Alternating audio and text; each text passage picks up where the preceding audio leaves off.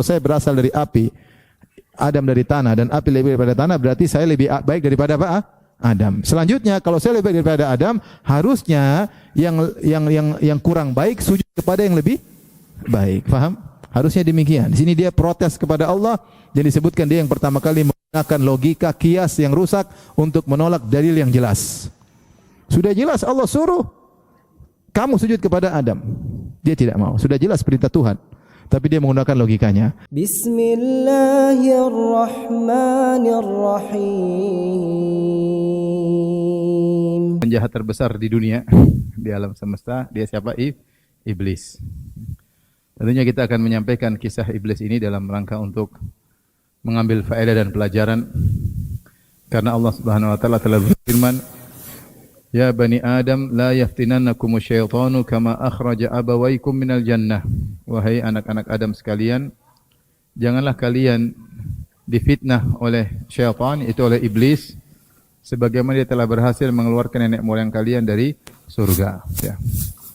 Oleh karenanya kita menyampaikan kisah iblis agar kita tahu siapa musuh kita yang sesungguhnya, bagaimana kehebatannya dan apa saja tipu dayanya, agar kita bisa selamat ya dari tipu daya syaitan. Tapi iblis al-la'in yang dilaknat oleh Allah Subhanahu wa taala diperselisihkan oleh para ulama ya, apakah dia berasal dari jin ataukah dari malaikat. Para ulama telah membahas bahwasanya yang pertama diciptakan adalah malaikat, kemudian jin, baru kemudian manusia. Di antaranya Nabi bersabda, "Khuliqatil malaikatu min nur wa khuliqal jan min marijin min nar wa khuliqa Adam mimma wusifa lakum." Kata Nabi sallallahu alaihi wasallam, malaikat diciptakan dari cahaya, jin diciptakan dari nyala api, ya, api yang ujung-ujungnya itu disebut dengan marij, ya. Diciptakan jin dari nyala api. Kemudian Adam, yaitu nenek moyang manusia, diciptakan sesuai dengan yang disifatkan bagi kalian, yaitu diciptakan dari tanah, dari tin, kemudian dan seterusnya sampai akhirnya menjadi manusia. Dan Allah juga telah menjelaskan bahwasanya dalam Al-Quran jin diciptakan sebelum manusia. Ya. Kata Allah, "Walaqad khalaqal insana min salsalin min hama'im masnun wal janna khalaqnahu min qablu min naris samum." Sungguh kami telah menciptakan manusia min salsalin dari tanah yang kering, min hama'im masnun, itu dari tanah yang sudah lama, yang didiamkan sampai berubah baunya. Allah ciptakan Adam. Kemudian Allah mengatakan wal janna khalaqnahu min qabl. Dan jin kami telah ciptakan sebelumnya min naris samum, dari api yang panas. Berarti jin diciptakan sebelum manusia. Dari sini kita tahu urutan penciptaan, malaikat dulu, baru kemudian apa? Jin, baru kemudian manusia. Nah, para ulama salaf berselisih. Iblis ini asalnya dari mana? Dari malaikat atau dari jin? Apakah kita katakan dari malaikat atau dari jin, tetap saja iblis diciptakan sebelum Adam alaihissalam. Adapun yang mengatakan iblis dari golongan jin berdasarkan dari surat Al-Kahfi, kata Allah Subhanahu wa taala, "Wa idh qulna lil malaikati isjudu li Adam fasajadu illa iblis kana minal jinni fafasaqa an amri rabbih."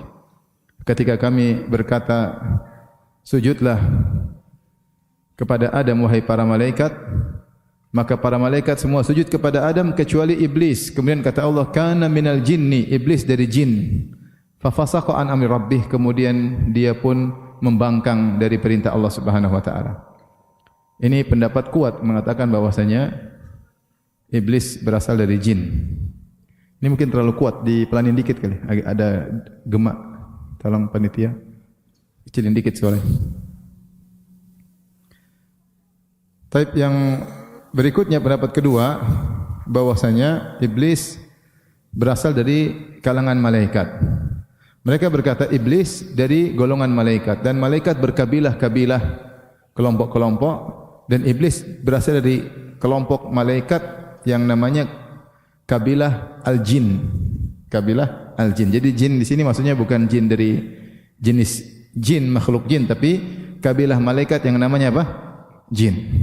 Makanya ketika Allah berfirman tentang perintah untuk sujud kepada Adam, Allah menggabungkan jin dalam rombongan, menggabungkan iblis dalam rombongan malaikat. Kata Allah, wa idz qulna lil malaikati isjudu. Ketika kami berkata kepada para malaikat sujudlah, fasajadu illa iblis, maka semua sujud kecuali iblis. Akan-akan iblis dari golongan apa? Malaikat. Ini pendapat. Pendapat ini bahkan dikatakan mayoritas ulama berpendapat jin atau iblis berasal dari golongan malaikat. Namun wallahu alam bisawab, yang benar bahwasanya iblis berasal dari golongan jin. Kita ada makhluk malaikat, makhluk jin dan makhluk manusia. Kenapa menguatkan bahwasanya iblis berasal dari golongan jin? Karena malaikat mereka adalah makhluk yang tidak diberi pilihan untuk taat atau membangkang, tidak ada. Seluruh malaikat taat, tidak ada yang membangkang. Dan Allah berfirman tentang para malaikat, ya, la ya'sunallaha ma amarahum wa yaf'aluna ma yu'marun. Malaikat tidak pernah membangkang apa yang diperintahkan kepada mereka dan mereka senantiasa melakukan apa yang diperintahkan. Ini pendapat. Adapun firman Allah tentang para malaikat, wa may yaqul minhum inni ilahun min duni fadzalika najzihi jahannam wa kadzalika najzi zalimin. Dalam surat Al-Anbiya, kecuali siapa di antara malaikat yang berani mengatakan aku adalah Tuhan selain Allah, maka itulah malaikat yang akan kami masukkan dalam neraka jahanam dan itulah balasan bagi orang yang berbuat zalim. Sebagian mengatakan maksudnya malaikat yang membangkang jin, tapi dalilnya tidak begitu kuat. Ini Allah hanya mengatakan seandainya ada malaikat yang mengatakan saya berhak disembah, maka akan diazab, tapi malaikat tidak ada yang demikian. Oleh karenanya ini masalah khilaf di kalangan para ulama, namun saya lebih condong bahwasanya jin atau iblis berasal dari kalangan jin karena malaikat tidak punya pilihan taat atau tidak. Mereka selalu apa? Taat. Berbeda dengan jin. Jin mukhayyarun, mukallafun, seperti manusia. Bisa memilih antara iya atau tidak, bisa memilih antara maksiat atau membangkang. Oleh karenanya yang Allah bebani ibadah khusus untuk diberi balasan surga atau neraka adalah jin dan manusia. Allah berfirman,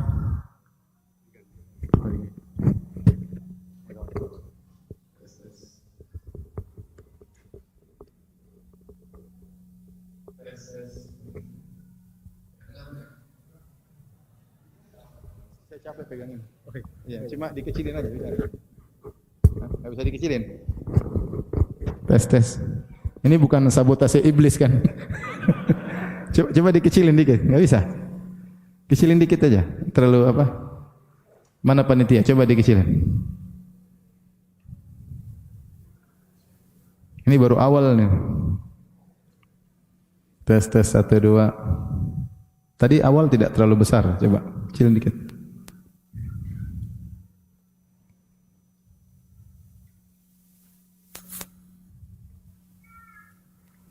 Tes 1.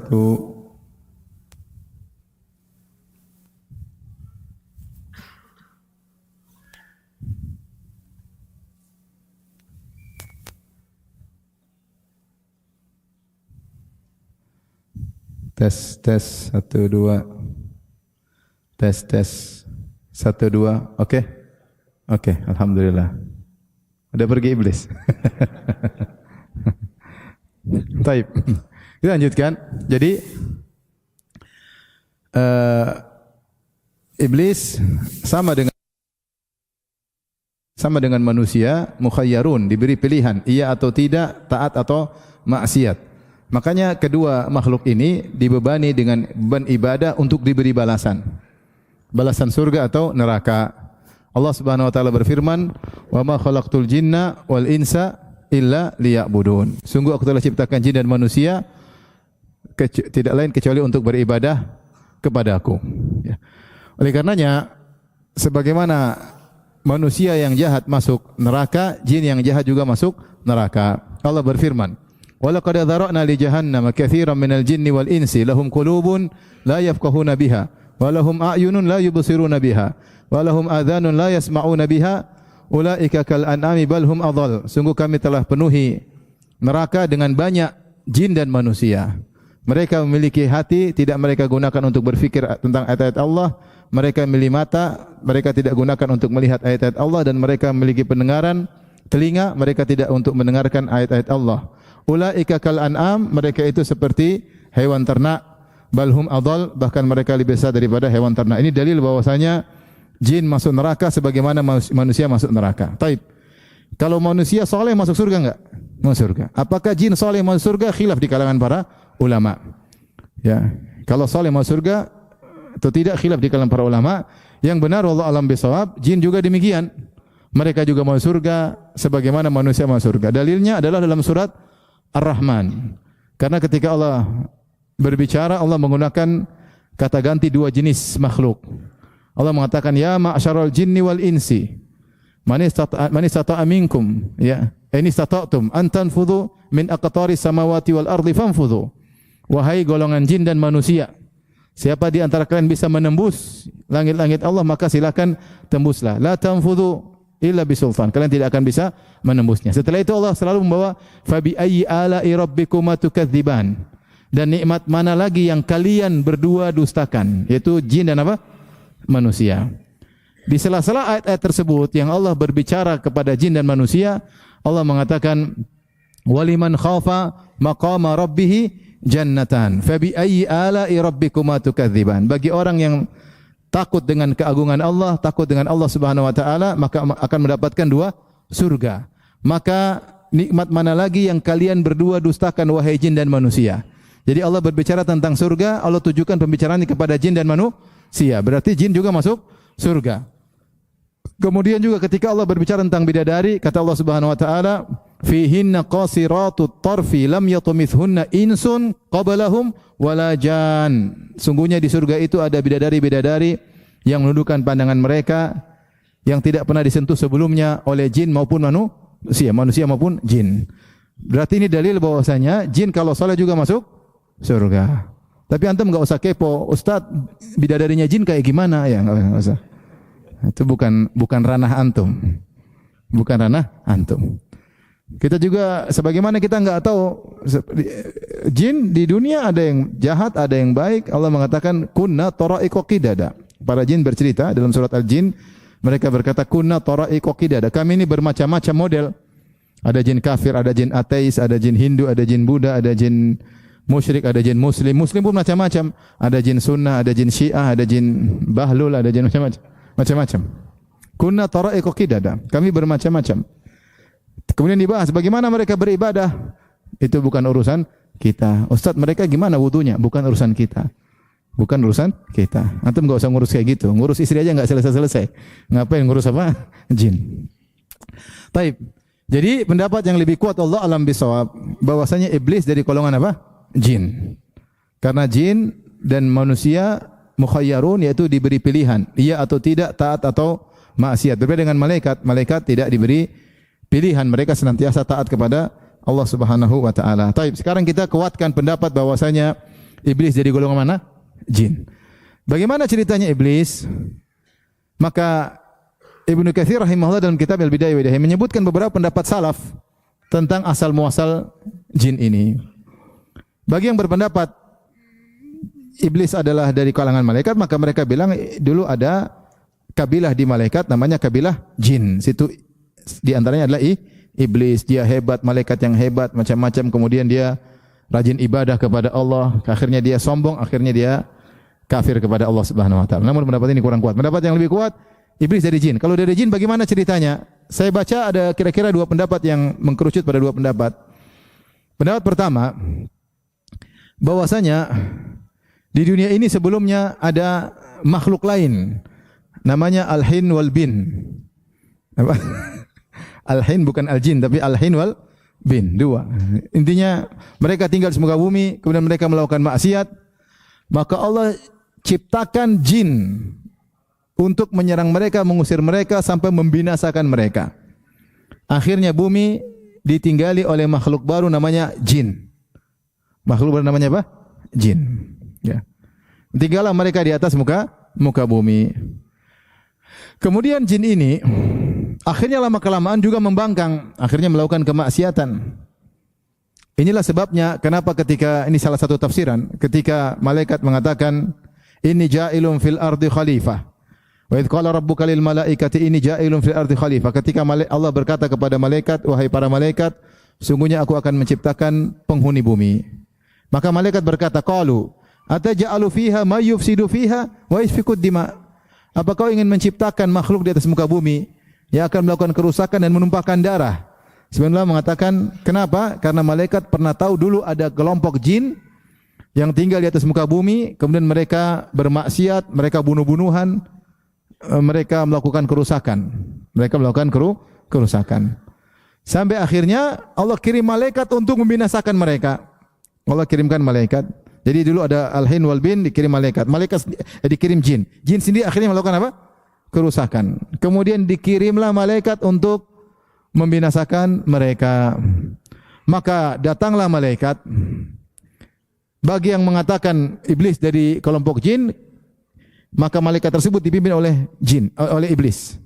Tapi ini pendapat kurang kuat. Kita katakan bahwasanya iblis berasal dari golongan apa? Jin. Maka malaikat ketika menyerang iblis, menyerang jin, maka semua diusir, mereka lari ke hutan-hutan, mereka kabur ke laut-laut. Ada jin masih kecil, namanya iblis.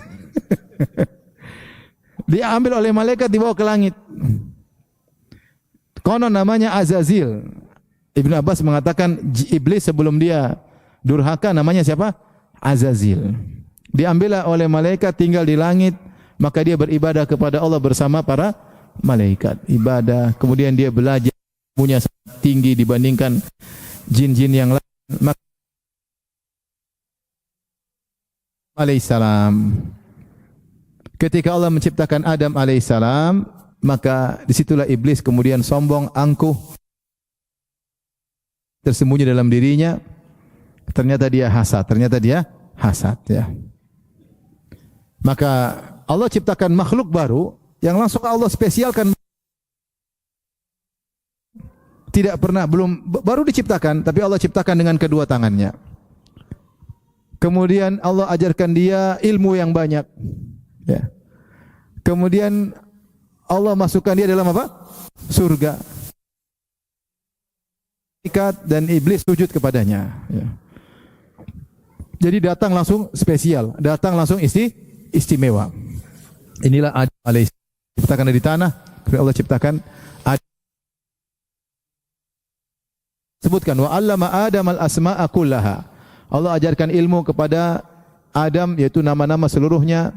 Tsumma aradahum 'alal malaikati. Kemudian Allah tampakkan kepada para malaikat. Faqala anbi'uni bi asma'i haula in kuntum shadiqin. Wahai malaikat, sebutkan nama-nama benda-benda ini kalau kalian memang benar.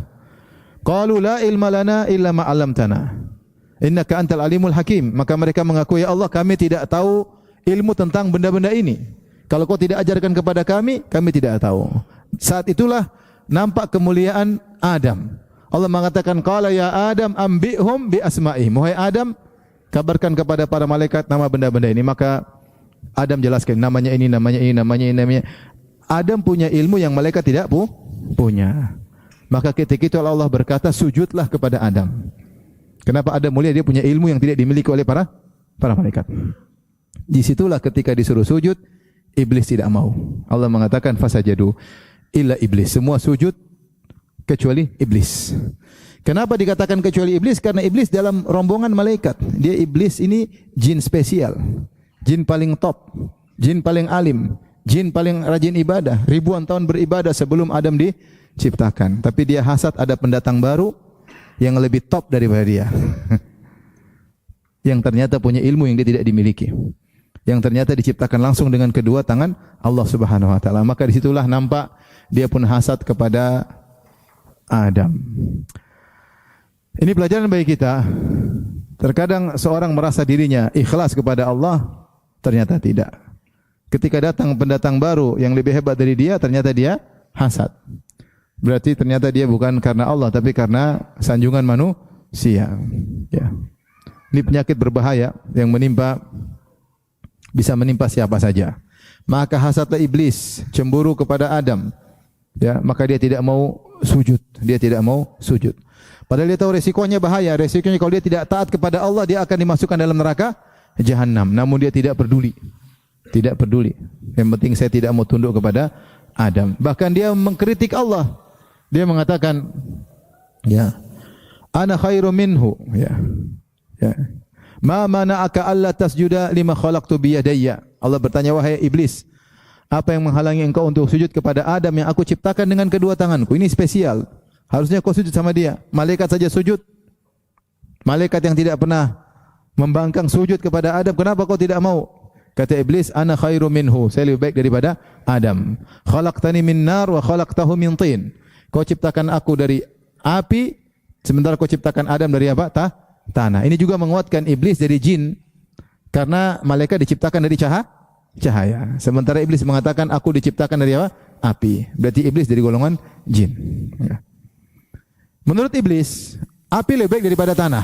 Api lebih baik daripada tanah. Karena asal penciptaan lebih baik, maka hasil ciptaan harusnya juga lebih baik. Maka hasil lebih baik, harusnya yang sujud adalah yang kurang baik kepada yang lebih baik. Ini logika iblis. Sekarang ada api, ada apa? Tanah. Menurut iblis mana yang lebih bagus? Api. Api lebih bagus. Karena asal muasal dari yang lebih bagus, asal penciptaan lebih bagus, maka ciptaannya pun harusnya lebih bagus. Berarti menurut dia kalau begitu, kalau saya berasal dari api, Adam dari tanah, dan api lebih daripada tanah, berarti saya lebih baik daripada apa? Adam. Selanjutnya, kalau saya lebih baik daripada Adam, harusnya yang kurang baik sujud kepada yang lebih baik. Faham? Harusnya demikian. Di sini dia protes kepada Allah, dan disebutkan dia yang pertama kali menggunakan logika kias yang rusak untuk menolak dalil yang jelas. Sudah jelas Allah suruh kamu sujud kepada Adam. Dia tidak mau. Sudah jelas perintah Tuhan. Tapi dia menggunakan logikanya. Makanya dibantah oleh para ulama, dibantah oleh anak-anak Adam. Adam tidak sempat membantah. Tapi anak-anak Adam apa membantah. Mereka mengatakan iblis. Wah iblis, siapa bilang kau lebih baik daripada nenek moyang kami? Siapa yang bilang api lebih baik daripada tanah? Api tidak tenang, bergerak-gerak. Sifatnya merusak, tanah tidak, tanah tenang, menumbuhkan pepohonan, tempat tinggal hewan-hewan, tempat tinggal makhluk hidup. Lebih bagus mana? Tanah apa api? Tanah lah. Bilang tanah, ente bela Adam. Ngapain bela iblis? Bagus mana? Tanah apa api? Tanah. Tanah tenang, banyak manfaat dari tanah, timbul berbagai macam makhluk hidup tinggal di atas tanah banyak, lebih bagus daripada api. Api tidak jelas, bergerak-gerak, tidak bisa diatur. Ya. Ini yang pertama. Yang kedua, kalaupun asal baik, nenek moyang asal penciptaan baik, belum tentu hasilnya lebih baik daripada asalnya. Terkadang betapa banyak asalnya baik, turunannya tidak baik, ya enggak? Banyak. Ada nabi ternyata anaknya kafir seperti Nabi Nuh alaihissalam. Asalnya baik, turunannya ternyata tidak baik. Taruhlah kita bilang api lebih baik daripada tanah, tapi tidak semua yang berasal dari api baik. Jin ada jin baik, ada jin buruk. Kamu jin buruk ya iblis. Taruhlah kita bilang api lebih baik daripada tanah, bukan berarti turunannya lebih baik daripada turunan tanah, ya. Dan kamu termasuk turunan yang tidak baik. Bantahan berikutnya, taruhlah bahwasanya setan iblis lebih baik daripada Adam, tapi sekarang di hadapun ada perintah Tuhan mengujimu untuk tunduk kepada yang kurang baik daripada kamu. Ini taruhlah. Mana yang lebih baik, kamu atau malaikat? Mana lebih baik, api atau cahaya? Cahaya. Malaikat lebih baik daripada kamu, tapi malaikat saja mau sujud kepada Adam. Kenapa kau tidak mau? Di sini namanya dalam istilah fikih namanya kiasun fasidul i'tibar. Kias fasidul i'tibar itu kias secara analogi oke, tapi ternyata bertentangan dengan dalil yang jelas. Ternyata bertentangan dengan dalil yang jelas. Maka ketika ada dalil yang jelas tegas, logika tidak boleh dipakai. Karena bertentangan dengan dalil, namanya fasidul i'tibar, yaitu sisi pendalilannya rusak. Ya. Taruhlah kamu lebih afdal daripada Adam, kamu harus tunduk kepada perintah Tuhan. Karena Tuhan bisa saja perintah kamu untuk mengujimu. Ya, bisa saja memerintahkanmu untuk mengujimu. Sebagaimana bisa jadi seorang anak lebih afdal daripada bapaknya, tapi disuruh berbakti kepada bapaknya. Tapi intinya, iblis akhirnya tidak mau tunduk kepada Adam dan dia tahu resikonya bahwasanya dia akan dikeluarkan dari kemuliaan. Qala khruj minha mad'uman madhura. Laman tabi'aka minhum la amla anna jahannam. Ya. Kata Allah Subhanahu wa taala, keluarlah engkau dari tempat tersebut, yaitu tempat kemuliaan. Tadinya dia bersama malaikat di tempat yang mulia, di tempat yang tinggi. Jin-jin lain mainnya di bumi, dia mainnya di mana? Di langit. Tapi karena dia sombong, maka Allah suruh keluar. Ketika dia disuruh keluar, dia minta izin untuk menggoda Adam. Dia mengatakan, qala fa bima aghwaytani la qudan qala rabbi anzirni ila yaumi yub'atsun. Ya Rabbku, izinkan aku, jangan matikan aku sampai hari kebangkitan. Kata Allah, innaka minal munzarin, kau akan ditangguhkan. Sampai kapan? Ila yaumil waqtil ma'lum, sampai waktu yang telah ditentukan. Jadi iblis dia minta dia tidak dimatikan sampai hari kiamat, paham? Kalau dia tidak dimatikan sampai hari kiamat, berarti dia tidak mati-mati sampai selanjutnya. Tapi Allah tidak kabulkan. Allah mengatakan, iya kau ditunda, tetapi ila yaumil waqtil ma'lum, pada waktu yang sudah ditentukan. Itu menjelang hari kiamat. Kau juga akan kena tiupan sangkakala, bakalan mati juga. Jadi iblis dimatikan bukan pas hari kiamat, tapi sebelum hari kiamat dia sudah dimatikan. Taib, ini menunjukkan hukum asal jin mati. Hukum asal jin adalah apa? Mati. Adapun umur mereka berapa sampai berapa, itu yang saya tidak pernah tahu. Tidak pernah ngobrol juga sama mereka. Umur mereka berapa sampai berapa, enggak ada yang tahu. Kalau manusia kita tahu rata-rata zaman sekarang 60 sampai 70, paling tinggi 100 tahun. Manusia-manusia dulu sampai ribuan tahun, ya. Adapun jin-jin, Allah alam. Makanya kalau ada cerita jin, seperti sebagian orang meruqyah jin, kemudian bilang, saya dulu tinggal di zaman Nabi Musa. Jangan percaya.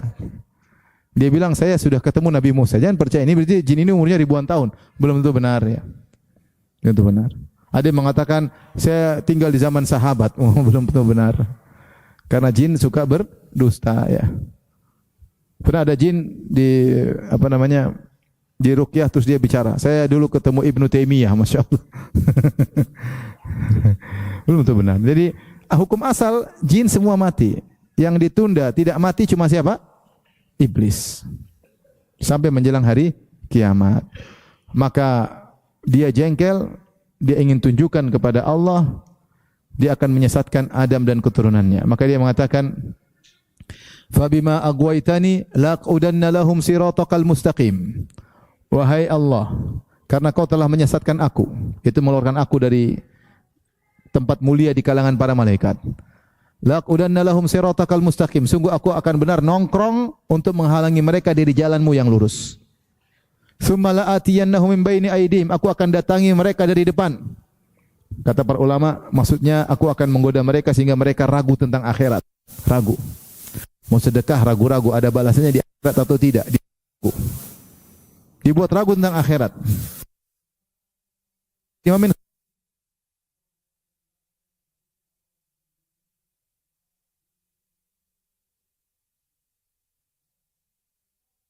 belum tentu ada. Ya, yang di depan mata aja di depan mata aja dulu dikerjain. Jadi pikirnya dunia terus. Min baini aini wa an aimani wa an syama'ilihim. Dari sebelah kanan yaitu aku akan memberikan syubhat kepada mereka urusan agama, bikin syubhat. Wa an aimanihim, dari sebelah kiri maksudnya aku akan menghiasi maksiat sehingga maksiat terasa indah di mata mereka. Wala tajidu aktsarahum syakirin. Kemudian dia bersumpah di hadapan Allah, dan kau tidak akan mendapati kebanyakan mereka bersyukur. Kebanyakan mereka tidak bersyukur. Ini janji iblis di depan Allah Subhanahu wa taala. Dalam ayat yang lain iblis berkata, bima aghwaytani la uzayyinanna lahum fil ardi wa la ughwiyannahum ajma'in.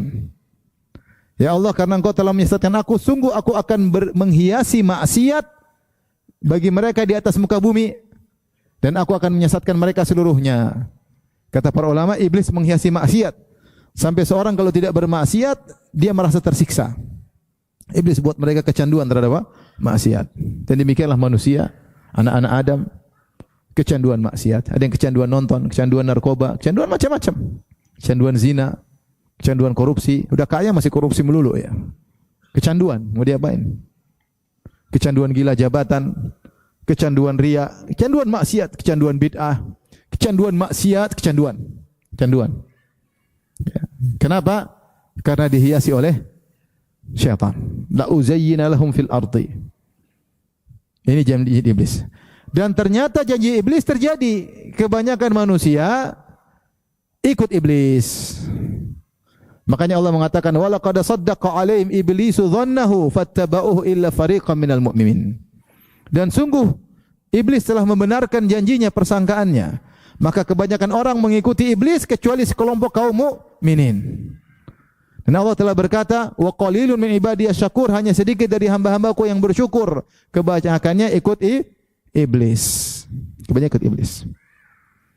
Kenapa bisa banyak orang ikut iblis? Karena iblis memang hebat. Ini kita mau jelaskan kehebatannya. Jalan-jalannya agar kita waspada. Baik, kita lanjutkan. Jadi iblis marah. Akhirnya iblis berjanji untuk menyesatkan Adam. La tanikanna dzurriyyatahu, ya. Kau akan menyesatkan apa? Keturunannya, ya. Intinya iblis mulai dengan menggoda Adam. Maka Adam dimasukkan oleh dalam surga, diciptakan baginya istrinya Hawa. Kemudian Allah ingatkan kepada Adam karena iblis sudah berjanji ingin menggoda Adam, menyesatkan Adam dan keturunannya. Maka Allah berkata kepada Adam, "Wa qulna Fakulna ya Adam, inna hadha aduwwun laka wa li zawjika, fala yukhrijannakuma minal jannati fatashqa." Wahai Adam, sungguhnya iblis ini adalah musuhmu dan musuh istrimu. Jangan sampai dia mengeluarkan kalian berdua dari surga, fatashqa, maka kau akan menderita. Hati-hati, Allah sudah ingatkan. Kemudian Allah mengatakan, innalaka alla taju'a fiha wa la ta'ra. Sungguhnya kau di surga, kau tidak akan lapar. Wala ta'ra, kau tidak akan telanjang. Wa annaka la tathma'u fiha wa la tadha, dan kau tidak akan kepanasan dan kau tidak akan kehausan. Sudah, Allah sudah kasih informasi lengkap. Hati-hati iblis, di surga nyaman. Fa waswasa ilaihi syaitan, ternyata syaitan pandai menggoda. Dalam ayat yang kata Allah Subhanahu wa taala, wa la taqrabu hadhihi syajarata fatakuna minadh dhalimin. Janganlah kalian berdua mendekati pohon ini. Bukan metik, apalagi bernaung di bawahnya. Dekati aja enggak boleh. Hati-hati, ini pohon dilarang. Seluruh pohon di surga boleh dimakan, buah-buahan, memanjat pohon silakan. Di surga semuanya boleh dinikmati, cuma satu pohon tidak boleh. Dekati aja tidak boleh. Wala taqrabu hadhihi syajarah. Jangan dekati pohon ini. Satu larangan. Kalau kau ikuti iblis, kau akan turun di atas muka bumi, kau akan merugi. Kau akan sengsara. Allah sudah ingatkan. Adam ngerti. Adam luar biasa. Makhluk yang sempurna. Seorang nabi yang sempurna. Manusia pertama. Makanya Adam diciptakan tingginya 60 hasta. Dan penghuni surga nanti akan dibangkitkan ala surati abihim Adam. Dalam bentuk bapak mereka Adam. Tampan. Adam itu apa? Tampan. Keren. Tingginya 60 hasta. Ya. 60 hasta berapa meter? Ini satu hasta ini berapa meter nih? Ini berapa meter? Berapa senti nih? 50 ada? Atau lebih? 50-an ya? 50-an. Kalau 50-an berarti Adam tingginya 30 meter. Kalau 30 meter kata orang lebih tinggi dari dinosaurus. Kalau ada dinosaurus. Intinya Adam tinggi, keren. Makhluk yang Allah ciptakan langsung dengan kedua tangannya. Sempurna. Tetapi iblis jago, ya. Iblis jago. Maka iblis al-la'in yang dilaknat oleh Allah Subhanahu wa taala, dia menggoda Adam, dia mencari sisi yang kira-kira bisa Adam terjatuh di situ. Dia mencari titik kelemahan Adam. Ada titik kelemahan Adam, yaitu Adam tentu ingin kekal di surga. Sementara Allah tidak mengatakan demikian. Allah hanya mengatakan innalaka alla taju'a fiha, kau tidak akan lapar. Wala ta'ra, kau tidak akan telanjang. Wa annaka la tathma'u fiha, kau tidak akan kepanasan.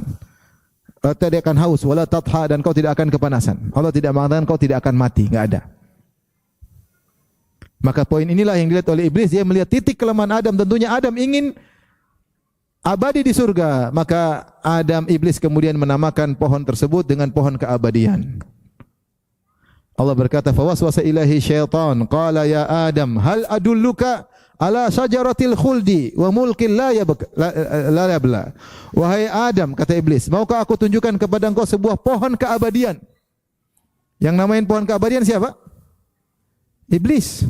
Itu pohon terlarang. Allah bilang ini pohon terlarang. Kata iblis, ini pohon apa? Keabadian. Wa mulkin la yabla, dan kerajaan yang tidak akan sirna. Kalau kau mau abadi, ingin selamanya di surga, makan nih pohon, makan nih buah. Adam digoda. Belum pernah digoda sebelumnya Adam. Ini godaan pertama. Yang goda langsung bosnya, iblis. Iblis mengerahkan seluruh tenaganya. Iblis mengatakan, "Allah wa qasamahuma inni lakuma laminan nasihin fadallahuma bighurur." Iblis bersumpah, demi Allah ya Adam, subhanallah, dia nekat bersumpah. Sumpah palsu. Demi Allah ya Adam, saya ini benar-benar ingin kebaikan bagi kamu. Kamu kan enak di surga. Istrimu enak kan? Ya, nanti kalau bagaimana kalau kau mati, kalau kau ini makan biar abadi. Demi Allah, inni lakuma laminan nasihin. Kalau bahasa Indonesia artinya sungguh-sungguh aku ini benar-benar ingin kebaikan bagimu, penasehat bagimu. Adam goyang. Hawa goyang. Makanya Allah mengatakan fa'akala minha. Akhirnya mereka berdua apa? Makan. Fabadat lahuma sawatuhuma, tiba-tiba terlihat aurat mereka. Mereka melanggar. Adam langsung sadar. Kemudian dia berkata, Rabbana zalamna anfusana wa illam taghfir lana wa tarhamna lanakunanna minal khasirin. Langsung minta ampun kepada Allah Subhanahu wa taala. Tetapi sudah takdir Adam harus turun ke bumi. Itu ceritanya. Memang ini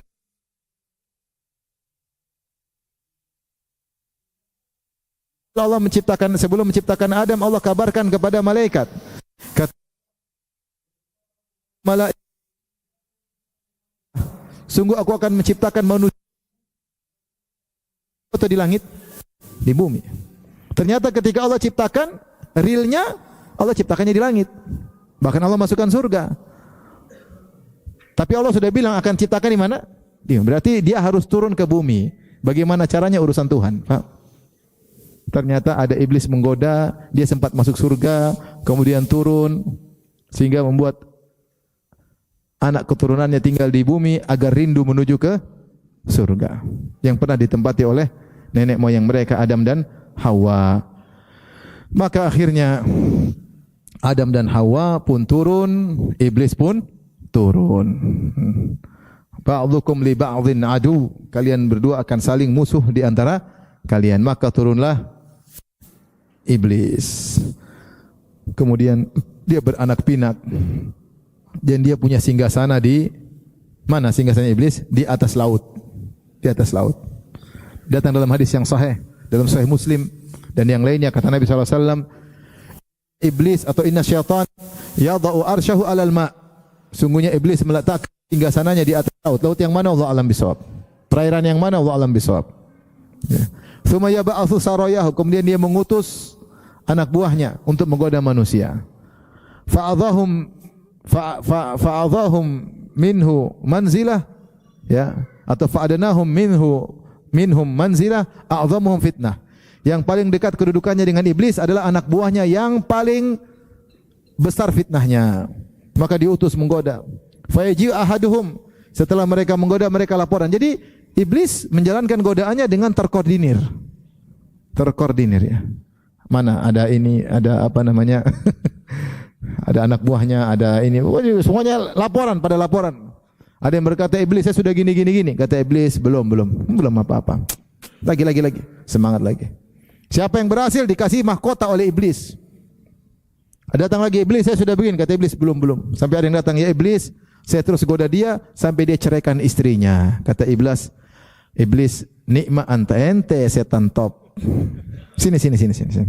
Dikasih pakai mahkota top ente. Dalam sebagian riwayat dibaca na'am anta. Nikma anta atau na'am anta, ente benar, ente ini yang jagoan. Jadi iblis memberi apresiasi kepada kepada setan-setan yang berhasil menggoda manusia. Nah, itulah iblis. Dan sini kita tahu bahwasanya iblis adalah dari golongan apa? Jin. Sementara jin kunna tara'iqa qidada, ada jin baik, ada jin yang buruk. Iblis salah satu dari jin, dan jin bermacam-macam, ada yang baik, ada yang buruk. Jin yang buruk namanya syaitan. Jadi syaitan bukan iblis. Iblis adalah yang kita sudah ceritakan tadi. Syaitan adalah sifat bagi jin yang buruk atau manusia yang buruk. Allah berfirman, wa kadzalika ja'alna likulli nabiyyin aduwan syayatinal insi wal jinni yuhi ba'dhum ila ba'dhin zukhrufal qawli gurura. Kata Allah, demikianlah kami telah menjadikan bagi setiap nabi musuh-musuh syayatinal, syaitan manusia dan syaitan-syaitan jin yang saling menguatkan di antara mereka. Jadi syaitan itu ada syaitan jin, ada syaitan apa? Manusia. Orang yang buruk disebut juga dengan apa? Syaitan. Disebut juga dengan syaitan. Jin yang buruk disebut juga dengan syaitan. Jadi dari sini kita tahu iblis adalah jin yang panjang umur. Adapun jin macam-macam, ada yang baik, ada yang buruk. Yang buruk namanya syaitan. Manusia juga begitu, manusia yang baik, ada manusia yang buruk. Manusia yang buruk disebut juga dengan apa? Syaitan. Jadi syaitan itu sifat. Adapun bangsanya dari bangsa jin. Iblis adalah jin yang umurnya dipanjangkan. Adalah umur yang dipanjangkan. Taib. Setelah iblis turun atas muka bumi, maka kemudian dia melancarkan kegiatannya untuk merusak manusia. Merusak manusia. Dengan berbagai macam metode, dengan berbagai macam cara. Ibnul Qayyim rahimahullahu ta'ala menyebutkan tentang metode iblis dalam menggoda manusia ada 6 marhalah, 6 sisi, 6 tingkatan. Al-marhalatul ula, tujuan pertama iblis adalah ingin manusia kafir. Ingin manusia kafir dan musyrik sehingga bisa menemani iblis dalam neraka jahanam selama-lamanya. Itu tujuan iblis. Iblis ingin punya teman. Supaya bisa menemani iblis selama-lamanya, maka orang tersebut harus kafir dan musyrik. Kedua, kalau ternyata seorang tidak bisa kafir atau musyrik, kata Ibnu Qayyim, maka iblis akan menjerumuskan dia dalam bid'ah. Dalam bid'ah. Sebelum maksiat. Kenapa kalau bid'ah? Bid'ah itu sebenarnya maksiat sama aja. Cuma bid'ah diyakini oleh pelakunya ini kebaikan. Oleh karenanya orang kalau terjerumus dalam bid'ah, susah untuk taubat karena dia merasa benar. Ya, makanya Sufyan Ats-Tsauri mengatakan al-bid'atu ahabbu ila syaitan minal maksiyat. Bid'ah lebih disukai oleh syaitan daripada maksiat. Kenapa? Karena maksiat yutabu minha. Orang melakukan maksiat mungkin bertobat karena dia merasa bersalah. Adapun pelaku bid'ah tidak mau bertobat karena dia merasa tidak bersalah. Melakukan bid'ah dia merasa di atas kebenaran.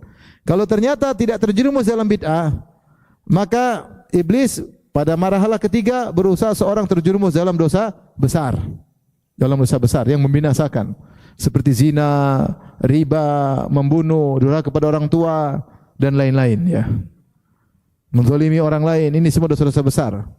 Kalau ternyata ini yang berapa? Yang ketiga. Kalau ternyata tidak berhasil menjerumuskan dalam dosa besar, iblis beranjak pada tahapan yang berikutnya, yang keempat, dosa-dosa kecil. Dosa kecil. Meskipun dosa kecil tapi kalau banyak membinasakan. Makanya kata Nabi sallallahu alaihi wasallam, "Iyyakum wa muhaqqaratiz dzunub, fa innahunna idza ijtama'na 'inda ar-rajul yuhliknahu." Hati-hatilah kalian dengan dosa-dosa kecil yang diremehkan. Sungguhnya kalau sudah berkumpul banyak akan membinasakan pelakunya. Kecil-kecil, ranting kecil-kecil tapi kalau kumpul banyak dibakar jadi api yang besar. Nah, ada orang mungkin sama dosa besar takut, dosa kecil berani, tapi keseringan. Kalau tidak berhasil juga dosa-dosa kecil, maka iblis tidak putus asa. Maka iblis kemudian membuat dia sibuk dengan perkara-perkara yang mubah sehingga dia goflah. Sibuk main melulu, sibuk jalan-jalan melulu, sibuk ngobrol terus. Pokoknya main-main terus, berlebihan daripada yang sewajarnya. Main sepeda main terus enggak pulang-pulang. Kapan zikirnya, kapan baca Qur'annya, kapan belajarnya, main melulu ya. Main terus. Mancing tiap hari mancing. Kalau nelayan iya, nelayan enggak apa-apa mancing cari nafkah. Ini enggak ada bukan nelayan. Tiap hari mancing melulu ke tengah laut, mancing 1 jam, 2 jam nunggu, balik tiap hari. Kalau sekali-sekali bagus, refreshing. Tiap hari habis waktu. Kecuali ente nelayan enggak apa-apa. Habis waktu enggak? Habis waktu. Mubah, mancing boleh, tapi kalau terlalu sering habis waktu. Ya. Olahraga berlebihan, olahraga melulu terus enggak berhenti. Habis waktu, kecuali ente atlet. Akhirnya perkara-perkara mubah terlalu berlebihan sehingga tidak sempat belajar, tidak sempat baca Quran. tidak sempat berzikir, ya, repot.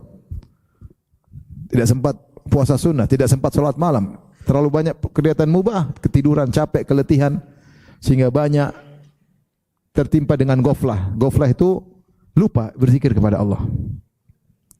Kalau tidak bisa juga, kata Ibnu Qayyim yang keenam, dia beribadah, maka dia disibukkan dengan ibadah yang kurang afdal, sehingga meninggalkan yang lebih afdal. Ya, kurang afdal meninggal lebih afdal. Contoh, dia punya orang tua di rumah. Ini kan luar biasa. Berbakti sama orang tua ngurus. Dia ini malah sibuk ngurus anak yatim. Orang tuanya tidak dia urus, padahal orang tua berbakti sama orang tua pahalanya besar sekali. Dia malah ngurus anak yatim. Dia di rumah ada istrinya, bukannya sayang sama istri, malah sayang sama janda.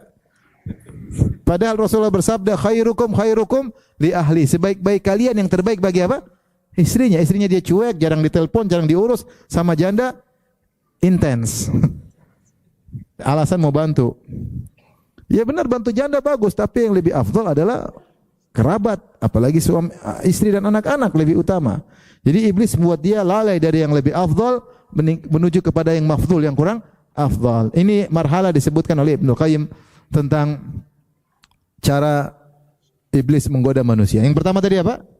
Syirik atau kufur. Yang kedua, bid'ah. Yang ketiga, dosa besar. Yang keempat, dosa kecil. Yang kelima, mubah keberlebihan. Yang keenam, meninggalkan yang afdal, melakukan yang kurang afdal. Ini diantara metode iblis. Oleh karenanya iblis, begitu Nabi Adam diutus, dia mulai menggoda. Akhirnya anak Adam digoda, Qabil dan Habil, sebagaimana kita tahu kisahnya.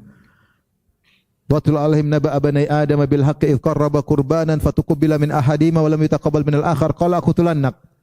Ceritakan kepada mereka tentang kisah dua anak Adam, satu Qabil, satu Habil. Dua-duanya disuruh memberikan persembahan kepada Allah. Ya.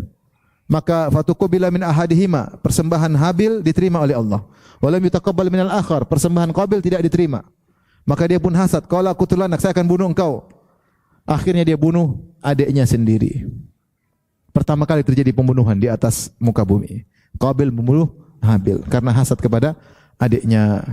Akhirnya dia bingung bagaimana melakukan dengan jasad adiknya. Ternyata datang faba'atsallahu ghuraban. Datanglah burung gagak, kemudian menggali, menguburkan burung yang lain. Maka dia lihat, oh caranya harus dikubur.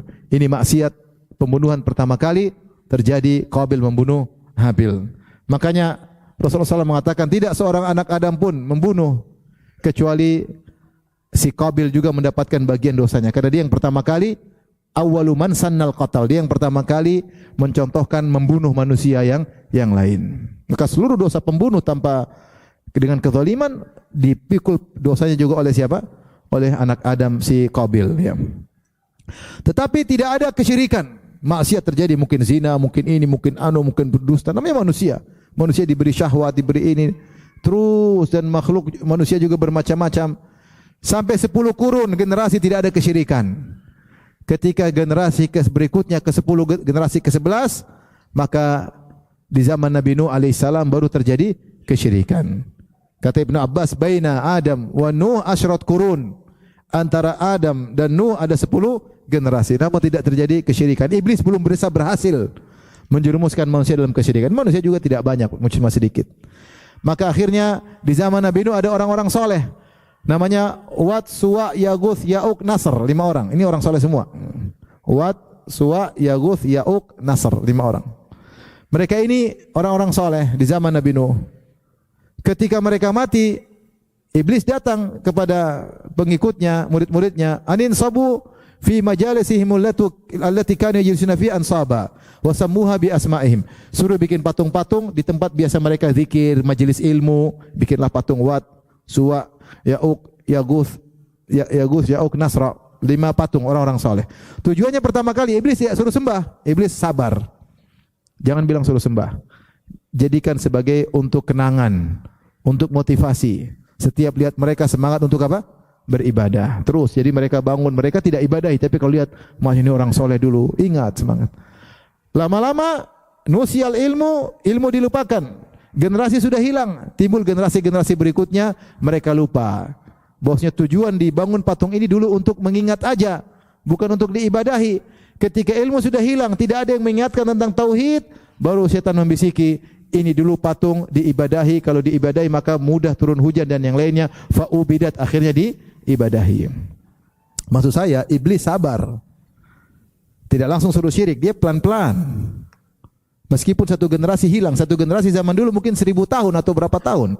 Umur dulu panjang-panjang, Nabi Adam umurnya hampir 1000 tahun. Sabar nak bapak, karena saya umur panjang sampai menjelang hari apa? Kiamat. Iblis sabar. Akhirnya terjadi kesyirikan. Allah kirim Nabi Nuh alaihissalam. Akhirnya mereka tidak mau bertauhid. Akhirnya Allah kirimkan apa? Banjir yang menghancurkan mereka. Dan demikian terus ini berganti. Nabi lain iblis terus berperan di situ. Terus turun datang iblis, turun Jibril beri wahyu. Datang iblis, turun Jibril beri wahyu. Datang iblis, turun Jibril. Terus sampai Nabi Muhammad sallallahu alaihi wasallam. Ketika Nabi Muhammad, iblis serius. Nabi terakhir nih, serius nih. Harus serius, dia lebih serius daripada sebelumnya. Makanya disebutkan dalam riwayat, ketika Nabi Muhammad SAW semakin dakwah, semakin berkembang, orang Quraisy sudah jengkel. Kita harus selesaikan Muhammad, gimana caranya? Semua cara sudah ditempuh tidak bisa. Bagaimana caranya? Merapatlah mereka yang Allah sebutkan dalam Al-Quran dalam surat Al-Anfal, wa idh yamkuru bikal ladzina kafaru liyaqtuluk aw yukhrijuk liyaqtuluk gimana, wa idh yamkuru bikal ladzina kafaru liyaqtuluk aw yukhrijuk, terakhirnya ya. Ketika mereka orang kafir bermusyawarah, bikin makar untuk membunuhmu atau untuk menahanmu atau untuk mengusirmu. Ya. Wa makaru wa makarallah, mereka bikin makar tapi Allah juga punya makar. Wallahu khairul makirin. Allah sebaik-baik pembuat makar. Maka mereka rapat. Disebutkan dalam sebagian riwayat, mereka bingung apa yang kita lakukan. Mereka rapat, ada yang kasih ide, bagaimana kalau kita penjarakan Muhammad. Satu lagi bilang, bagaimana kalau kita bunuh Muhammad. Satu lagi bilang, bagaimana kalau kita usir Muhammad.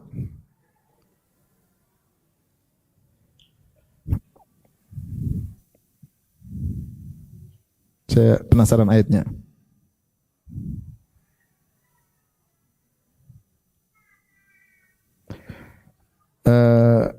Liyuthbituka ya, liyuthbituka. Wa idh yamkuru bika alladhina kafaru liyaqtuluka aw yuthbituka aw yukhrijuk. Jadi mereka ada 3 pilihan. Kita bunuh atau kita penjarakan, liyuthbituk, atau kita usir. Saking pentingnya rapat itu, karena ini terkait dengan Muhammad, maka iblis hadir. Saya harus hadir, kata iblis. Maka dia menjelma menjadi Syekhun Najdi. Dia jadi orang sudah tua dari Najd. Datang, mau ikut hadir. Abu Jahal, afwan, saya mau ikut hadir. Ada rapat penting. Datang, orang semua hormat sama dia. Duduk dia menjelma jadi manusia. Maka dia dengar semua pembicaraan mereka. Bagaimana ide-idenya? Kata iblis, coba kamu idenya apa? Bagaimana kalau Syekh, mereka enggak tahu kalau itu iblis, nyamar jadi manusia. Gimana kalau kita penjarakan? Ya percuma di penjara, tidak selesai. Dia bisa ngomong, bisa kirim surat, orang bisa tersebar. Enggak bagus. Ada lagi yang lain, kata iblis. Ada. Gimana iblis? Gimana om? Gimana? Kita bunuh saja. Wah, kalau bunuh bahaya. Kalau bunuh nanti repot. Kau bunuh, Bani Hashim ngamuk, terjadi perang saudara, Quraisy habis. Bani Hashim tidak sedikit, banyak. Jangan. Satu lagi, kita usir aja. Usir tambah berkembang dakwanya, jangan. Bingung mereka semua. Ini ada satu punya ide. Entah Abu Jahal atau yang lainnya. Gini, saya punya ide. Bagaimana kalau kita kumpulkan dari 40 kabilah atau sekian puluh kabilah, perwakilan 1-2 orang, kumpulkan semua. Anak-anak muda yang kuat-kuat. Seluruh kabilah kumpulin anak perwakilan, semua tikam Muhammad sekali tikam. Kalau Muhammad sekali ditikam, darah Muhammad tersebar seluruh kabilah, Bani Hashim tidak bisa balas dendam. Kenapa? Kalau dia balas dendam, dia harus menghadapi seluruh kabilah dari Jazirah Arab. Kata iblis, top. Ini riwayat, datang dalam riwayat tapi tanpa sanad, sehingga dikatakan riwayatnya lemah. Ada yang mengatakan iblis tidak perlu hadir karena sudah ada Abu Jahal. Abu Jahal lebih jago dari iblis. Tapi intinya disebut dalam tafsir, dalam sirah, karena ini riwayat juga tidak menyelisihi riwayat yang sahih, maka sebenarnya menyebutkannya. Saking pentingnya perkara Muhammad, iblis turun tangan. Demikian juga ketika perang Badar. Ya. Allah mengatakan wa izayanahumus syaitanu a'malahum faqala la ghaliba lakumul yawma minan nasi wa inni jarul lakum. Falamma tara'atil malaikatu nakasa 'ala aqibai. Qala inni akhafullah inni ara ma la tarawun. Ketika Abu Jahal datang untuk menyerang Nabi dalam perang Badar, dia bawa 1000 orang. Kaum muslimin cuma 315. Keluar dengan sombongnya dan angkuhnya. Maka datanglah iblis menyamar menjadi seorang namanya Suraqah bin Malik bin Ju'shum. Datang dia dari Bani Mudlij. Quraisy agak takut karena Quraisy punya masalah dengan Bani Bakar Kinanah, maka dia berkata, jangan khawatir, saya ngurus mereka. Kalian akan menang. La ghaliba lakumul yaum minan nas. Kalian tidak bakalan kalah. Iblis kasih provokasi. Ayo, bunuh Muhammad. Kalian tidak bakalan kalah. Iblis turun tangan supaya Muhammad apa? Mati. Saking pentingnya bunuh Muhammad. Maka dia provokasi. Akhirnya berjalanlah. Ketika terjadi perang, ternyata malaikat turun. Iblis kabur. Kata iblis, ini aroma la taraun. Aku lihat yang kalian tidak lihat. Kabur, dia lari ke laut. Pulang ke singgasananya. Dia punya singgasana di laut, tapi laut mana saya enggak tahu. Pantai selatan kah? Pantai utara kah? Wallahu alam. Makanya ketika Nabi SAW ketemu dengan Ibnu Sayyad, Rasulullah bertanya, "Ma ra'ait? Maza tara? Apa yang kau lihat?" Kata Ibnu Sayyad, "Saya ini Nabi." Kata dia, "Saya Nabi. Ini ara arsyan fawqal ma." Saya melihat ada singgasana di atas air. Kata Nabi, "Itu iblis, tahu enggak?" Ini yang kau lihat bukan dari Allah. Iblis yang singgasannya di atas air. Makanya Ibnu Sayyid bisa nebak-nebak dia sakti karena dikasih wahyu oleh siapa? Iblis. Taib. Terus iblis menggoda sehingga banyak berjatuhan. Yang paling berbahaya, iblis menghiasi maksiat. Ini yang paling berbahaya. Lihatlah bagaimana manusia terjerumus pada maksiat yang tidak ada manfaatnya. Iblis menghiasi. Suatu yang tidak ada manfaatnya dihiasi sehingga menjadi apa? Menjadi indah. Kadang-kadang saya lihat enggak masuk akal, tapi ada orang melakukannya. Sederhana.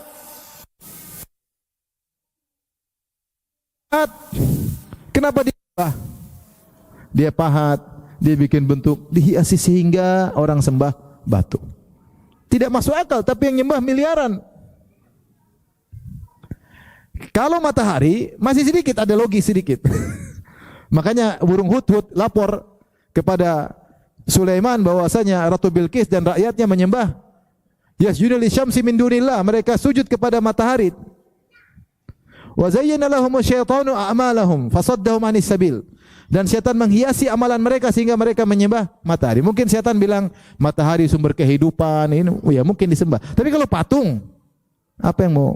Tapi demikian, syaitan menghiasi sehingga orang akhirnya melakukan kesyirikan.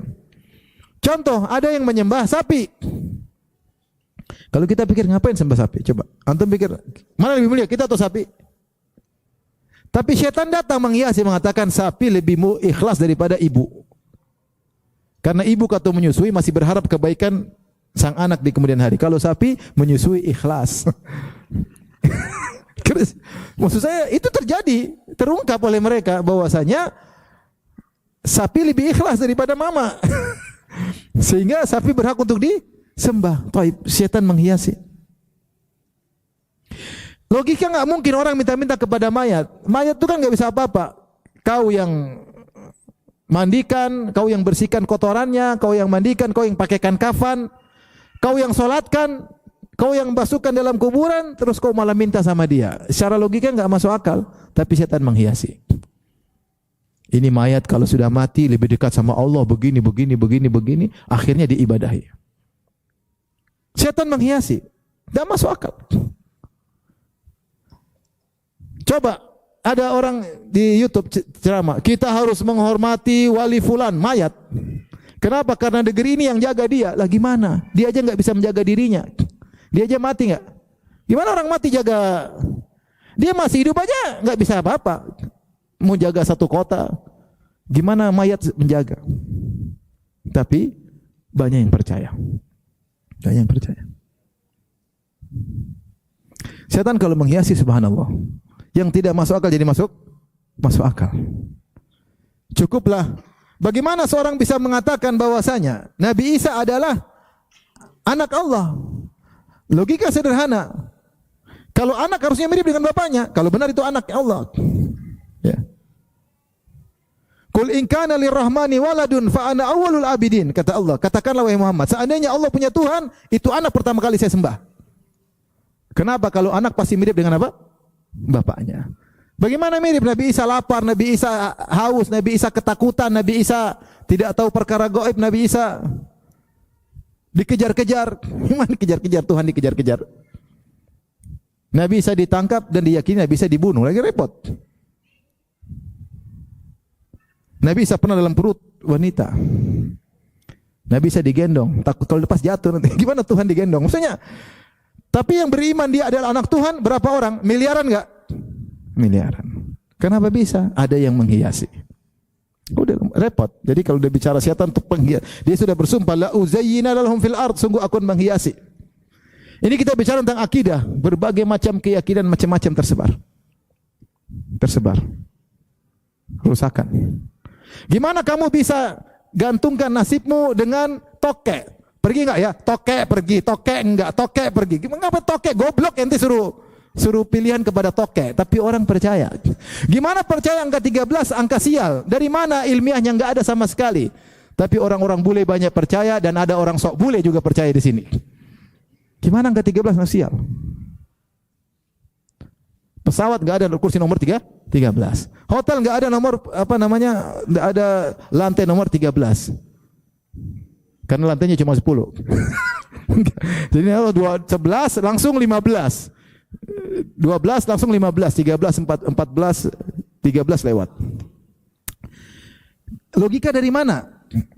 Ada iblis yang menghiasi. Jadi kalau kita bicara syirik, waduh, aneh-aneh. Tidak ada ujungnya, setan menghiasi. Kita bicara maksiat, ada maksiat yang mungkin logis, ada yang tidak logis. Coba, bagaimana orang bisa homo? Coba, tidak logis. Tapi terjadi. Bahkan lezat, bahkan banyak orang mengikuti, bahkan orang-orang top, orang pintar dihiasi oleh iblis. Hewan aja enggak ada yang homo. Manusia bisa apa? Homo, tapi terjadi.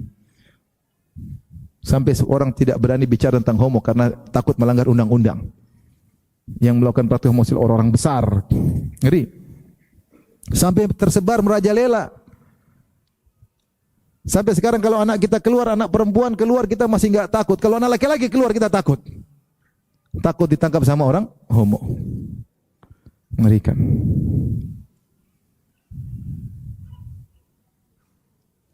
Kadang homonya menjelma jadi bencong, jadi perempuan. Oke, itu masih ketahuan, ini hati-hati loh ini. Tapi terkadang gagah perkasa seperti laki-laki biasa, ternyata apa? Homo. Kalau yang perempuan ketahuan, apa kemayu gitu. Siapa namanya? Sari. Sari siapa? Sarifuddin.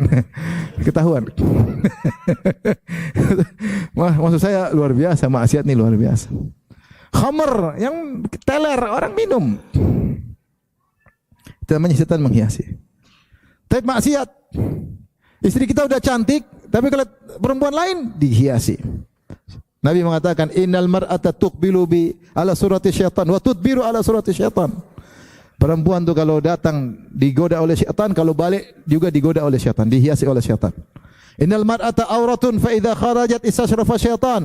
Perempuan itu adalah aurat, kalau keluar syaitan menghiasi. Ini ada perempuan keluar, mau saya hiasi. Supaya laki-laki lihat tergoda. Sampai orang berzina sama wanita yang istrinya lebih cantik, jauh lebih cantik daripada wanita tersebut, tapi syaitan menghiasi. Rumput tetangga lebih hijau katanya. Jadi luar biasa, syaitan menghiasi maksiat dan itu pekerjaan syaitan. Maka seorang waspada. Dan ingat musuh kita iblis, dia 2000-an tahun hidup. Ribuan tahun dan dia punya pengalaman banyak dalam menggoda. Dia tahu, oh ini digoda cewek selesai ini, gampang. Ini cewek selesai. Ini duit selesai. Katanya takwa atau kepada Allah kasih sogokan masuk. Di depan aja ngomong-ngomong jujur, beli sogokan apa? Masuk. Yang satu digoda dengan jabatan, kasih jabatan langsung KO. Iblis tahu. Iblis tahu. Dia punya pengalaman udah ribuan tahun gimana menjatuhkan ini, dan anak Adam mirip-mirip. Ini begini, ini caranya begini, caranya begini, caranya begini, caranya begini. Oleh karenanya, ketika kita tahu musuh kita seperti ini, iblis yang hebat luar biasa, kita tahu tidak ada yang bisa menyelamatkan kita kecuali siapa? Allah. Makanya senantiasa berlindung kepada Allah Subhanahu wa taala. Ya. Kalau kita sudah berlindung kepada Allah, maka Allah berkata, "Inna kaida syaitani kana dha'ifa." Sungguhnya tipuan syaitan itu sangat lemah. Tapi bagaimana akhir daripada kisah iblis? Iblis akhirnya mati menjelang hari kiamat. Kemudian dia dibangkitkan, dia masuk neraka. Ketika dia masuk neraka, dia lihat pengikutnya banyak semua, banyak. Kawan-kawan semua. Banyak sekali. Ketika itu dia berkhutbah di atas mimbar terbuat dari api. Allah sebut dalam surat Ibrahim. Ya. Ya. Saya bacakan, antum catat ini, surat Ibrahim. Mudah-mudahan antum tidak ikut khutbah ini. Ini khutbah hanya bisa didengar di neraka jahanam. Mengerikan. Allah berfirman, wa qala syaitanu lamma qudhiyal amr innallaha wa'adakum wa'dal haqq. Kata sebagian salaf, iblis berkhutbah di neraka jahanam di atas mimbar terbuat dari api. Tatkala seluruh sudah selesai keputusan, sudah dimasukkan di neraka, iblis ketemu dengan pengikutnya, maka dia berlepas diri, dia memberikan khutbah yang sangat mengena, yang buat setiap orang mendengar pasti menangis ketika mendengar khutbah tersebut. Yang tadinya hatinya keras, matanya buta, telinganya tuli, hari itu mendengar dengan jelas dan akan menangis dengan penuh penyesalan yang tiada guna. Apa kata syaitan? Innallaha wa'adakum wa'dal haq, kata iblis di neraka jahanam. Sungguhnya Allah telah berjanji kepada kalian dengan janji yang benar. Wa wa'adtukum fa akhlaftukum. Saya juga janji, tapi saya menyelisihi. Wa ma kana li 'alaikum min sultanin illa an da'autukum fastajabtum li. Saya tidak punya kekuatan untuk membuat kalian masuk neraka. Hanya saya menyeru kalian ikut. Emang iblis pernah dorong kita zina? Enggak pernah kan? Dia cuma bisik-bisik. Zina enak tuh, enak. Dia enggak pernah dorong kita. Dia cuma bisik-bisik. Coba ini. Subhanallah, saya punya kawan, dia keluar negeri. Ini cerita sama, sudah meninggal rahimahullah.